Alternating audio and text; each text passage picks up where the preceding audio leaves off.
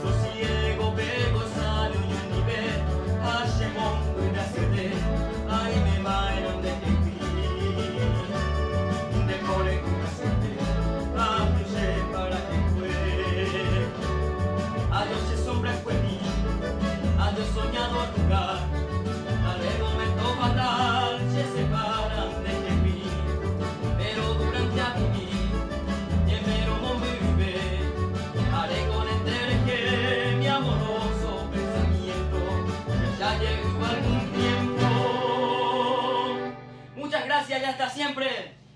Adiós para que fue.